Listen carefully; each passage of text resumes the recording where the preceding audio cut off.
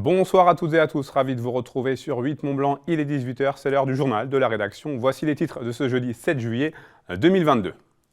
Menacé de fermeture depuis des années, le centre Météo France de Bourg-Saint-Maurice a vu son avenir s'éclaircir ces derniers mois. Grâce à un partenariat signé avec le département de la Savoie, l'équipe s'est même agrandie et s'est installée dans de nouveaux locaux. Et puis toujours en Savoie, direction La Plagne, la station de Tarentaise accueille l'AS Saint-Étienne depuis ce mardi pour un stage de préparation. Les Verts, emmenés par leur nouvel entraîneur Laurent Batles, comptent sur l'air de la haute altitude pour réaliser une belle saison après une année catastrophique qui les a menés en Ligue 2. Mais avant de développer ces titres, un rassemblement avait lieu ce jeudi matin devant la préfecture de Haute-Savoie à Annecy. Les jeunes agriculteurs, la FDSEA, le syndicat ovin de Haute-Savoie et le syndicat caprin des Savoies se sont réunis une nouvelle fois pour dénoncer la gestion du loup par l'État. Et pour cette nouvelle mobilisation, le cadavre d'un bovin de filière et victime d'une attaque de loup a été déposé sur la voie publique devant les grilles de la préfecture. Je vous propose d'écouter quelques réactions recueillies sur place après une réunion qui a eu lieu entre une délégation et les services de l'État. Ce qui se passait avant, c'est qu'ils attaquaient des petits ruminants, donc chèvres et moutons. C'était déjà problématique. Mais là, en fait, on voit qu'il n'a plus peur de rien. Il s'attaque à des bestioles de 400 kg, quoi. À des génisses, à des troupeaux entiers. C'est pas une génisse isolée, c'est des troupeaux entiers. Et le problème, c'est qu'il tue la bête. Enfin, non. Il attaque fortement. Et du coup, elle est tellement abîmée qu'en fait, pour la soulager, on est obligé d'euthanasier. Donc ça, c'est une chose. Mais après, ça veut dire qu'il y a encore une quarantaine ou je ne sais pas combien de bêtes qui sont encore, qui ont vécu le traumatisme et qui se relèveront pas forcément, qui toute leur vie, en fait, elles sont choquées. Il n'y a pas une profession aujourd'hui qui accepterait cette régression dans ses conditions de travail, ses conditions de vie. On nous demande de revivre comme il y a plus de 100 ans, de coucher dehors avec nos animaux, de protéger nos animaux avec aucun moyen.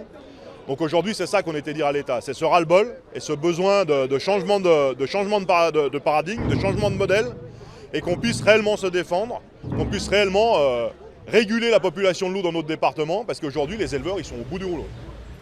Je vous en parlais dans les titres. Menacé de fermeture pendant des années, le centre Météo France de Bourg-Saint-Maurice peut désormais envisager l'avenir avec quiétude. L'équipe s'agrandit et s'installe dans de nouveaux locaux. Un nouveau départ rendu possible grâce à un partenariat avec le département de la Savoie qui permet de pérenniser une expertise in situ, une condition indispensable dans nos départements de montagne. Reportage d'Emmanuel Jaude. Créée en 1947, la station Météo France de Bourg-Saint-Maurice renaît de ses cendres. En effet, le centre, dont la fermeture avait fortement été envisagée ces dernières années, retrouve aujourd'hui sa sérénité, désormais hébergé dans les locaux techniques du département de Savoie. Un partenariat gagnant-gagnant qui permet à l'équipe de prévisionnistes de poursuivre ses missions indispensables sur notre territoire. Nous devons gérer plus de 3000 km de routes départementales. Donc on a besoin de ces experts météo qui travaillent avec nos nivologues, avec nos agents d'exploitation des routes pour qu'il y ait la sécurité maximale en matière de viabilité hivernale. Donc nous sommes directement intéressés et par ailleurs sur l'ensemble des prévisions météo savoyardes, puisque Bourg s'occupe de toute la Savoie en réalité, en lien avec Grenoble et Chamonix, donc c'est toutes les Alpes du Nord qui sont concernées, donc il nous semblait évident que nous devions participer à ce tour de table. Une réelle reconnaissance des spécificités de la météorologie de montagne qui aura toutefois demandé un combat de 7 années pour les parlementaires locaux afin de garantir une expertise in situ essentielle à l'élaboration des bulletins neige et avalanche dont dépend une grande partie de l'économie locale. Autant les modélisations de l'atmosphère maintenant ça fonctionne quand même plutôt très bien et donc on arrive à faire la prévision y compris en montagne assez très facilement, même à la rigueur on pourrait être un peu plus loin, mais par contre pour faire la prévision neige-avalanche, là la modélisation n'est pas encore tout à fait opérationnelle, donc du coup c'est pour ça qu'on a vraiment besoin d'être pris dans le territoire pour avoir nos retours de terrain de nos observateurs, nos pisteurs en l'occurrence qui sont les principaux fournisseurs de données, mais de notre propre pratique, de nos propres sorties. Un réel ancrage dans le territoire qui participe donc à la fiabilité des données récoltées et qui permet de faire évoluer la profession via la mise en place de nouvelles formations dédiées aux particularités de la météo en zone de montagne. Historiquement, on les a formés sur la façon de faire des mesures sur la situation de la neige. Demain, avec l'aide du département dans le cadre de ce nouveau partenariat, on va aussi les former pour qu'ils puissent, certains d'entre eux en tout cas, pour qu'ils puissent accompagner des communes, des collectivités sur de la prévision locale du risque d'avalanche. Donc une mission complémentaire de la mission de service public général qu'exerce Météo France et pour laquelle on a développé des contenus de formation tout à fait spécifiques.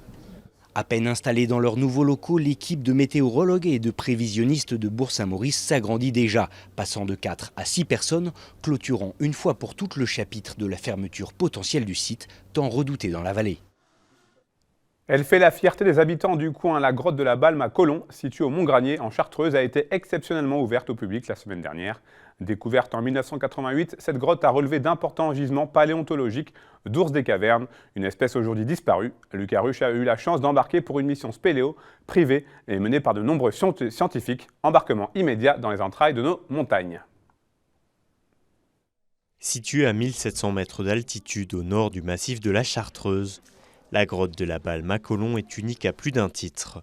Découverte il y a 36 ans par deux spéléologues savoyards, la grotte de 9 km de long est reconnue pour être un sanctuaire de milliers d'ossements d'ours des cavernes, un mammifère de la préhistoire aujourd'hui disparu. Donc le premier os que l'on voit à l'horizontale ici, c'est un fémur. Après, à angle droit, c'est le dessus d'une omoplate. Et après, les deux autres gros os qui sont dans le prolongement, il y a deux humérus. Identifiés précisément grâce à la technique de datation du carbone 14, ces ossements d'ours des cavernes ont pour la plupart jusqu'à plus de 30 000 ans. Un bel âge qui n'est pourtant rien comparé à l'origine de la grotte, formée géologiquement il y a 6 millions d'années. Cette roche-là, c'est le calcaire dans lequel la grotte a été creusée, le calcaire urgonien qui s'est formé au fond d'une mer il y a 110 millions d'années. Et celui-ci, c'est une roche qui n'existe plus aujourd'hui en surface sur le granier, qui est plus jeune, qui s'est déposée par-dessus et qu'on retrouve conservée dans la grotte. Donc c'est la preuve que cette roche a aussi été présente dans l'environnement autour de la grotte. Ça permet de dater. Donc ça permet effectivement de dater. Alors comme c'est un galet ici, alors que là c'est un bloc qui est tombé de la paroi, c'est beaucoup plus anguleux, ça a été roulé. Donc ça c'est vraiment la preuve qu'il y a eu une rivière souterraine qui a circulé dans cette galerie, qui a disparu aujourd'hui, qui a disparu déjà, elle n'était plus là à l'époque des ours, et les ours se sont en fait installés sur le lit d'une ancienne rivière souterraine asséchée. Au fil du temps, la grotte de la Balme à Colomb a donc connu de nombreuses transformations. C'est pourquoi Marc Papé, l'un des deux hommes à avoir découvert le lieu en 1988, reste humble et relativise à chaque fois qu'il entre dans cette caverne. On voit que le réseau, les couches géologiques, elles ont 110 millions d'années, qu'après la grotte, elle s'est faite il y a 5-6 millions d'années, et puis les ours, ils sont tout près de nous finalement. Puis nous, on est vraiment la petite cerise sur le gâteau, là, on arrive derrière tout ça, on est minuscule. Hein. Pour la préserver, la grotte de la Balme à Colomb n'est ouverte qu'à titre exceptionnel. Une manière en quelque sorte de conserver encore longtemps les nombreux secrets qu'elle renferme. En football, depuis plusieurs années déjà, on sait que les Pays de Savoie sont souvent prisés par les clubs professionnels pour leur préparation estivale. Exemple avec l'AS Saint-Etienne, actuellement en stage à La Plagne. Après une saison cauchemardesque en Ligue 1, les Verts ont choisi de s'entraîner en haute altitude pendant 4 jours pour préparer au mieux leur campagne de Ligue 2 où ils croiseront le FC Annecy. Les joueurs de Laurent Batles peuvent profiter d'un terrain d'entraînement tout neuf et d'infrastructures remises à niveau spécialement pour l'occasion. Les joueurs peuvent aussi compter sur leurs fidèles supporters venus en nombre. Alex Gontier s'est rendu sur place. Perché à plus de 2000 mètres d'altitude, l'AS Saint-Etienne poursuit sa préparation à La Plagne. Tout le groupe est présent pour 4 jours, au programme jeu avec ballon, mais aussi préparation physique, un début de stage qui satisfait pour l'instant l'entraîneur. Ce qui me plaît, c'est le travail qui est mis en œuvre par les joueurs, toute l'exigence qu'ils mettent dans les entraînements. Bien sûr, on essaye d'être derrière eux, on essaye de toujours être très exigeant avec eux, notamment dans l'aspect technique, mais ils travaillent très bien. On le voit aussi au niveau de la charge de travail et de ce qui m'est rendu par les préparateurs athlétiques. Donc voilà, après, il y a beaucoup de choses encore à travailler, mais dans l'investissement de ce qu'ils mettent aux entraînements, aujourd'hui, je suis très agréablement surpris de leur investissement. Les joueurs et le club pouvaient aussi compter sur leurs supporters, venus en nombre les soutenir. Malgré la descente en Ligue 2, les fans verts restent présents. Je pense que pour eux, ça doit leur faire du bien aussi dans les têtes de voir qu'il y a toujours du monde derrière eux pour les soutenir, parce que ça n'a pas été une saison facile, donc forcément derrière il y a besoin de soutien pour bien redémarrer, quoi. Ce qui fait la force aussi de Saint-Etienne, c'est les supporters, et on sera toujours là pour eux. Donc à travers les stages de préparation, là, malgré les matchs à huis clos, on est quand même derrière eux. Le début de saison va être difficile par rapport à ça, mais tous les supporters stéphanois seront toujours derrière Saint-Étienne, même s'ils sont en Ligue 2. Pour répondre aux attentes des supporters et se préparer au mieux pour la saison à venir, le club a signé un partenariat avec la Plagne.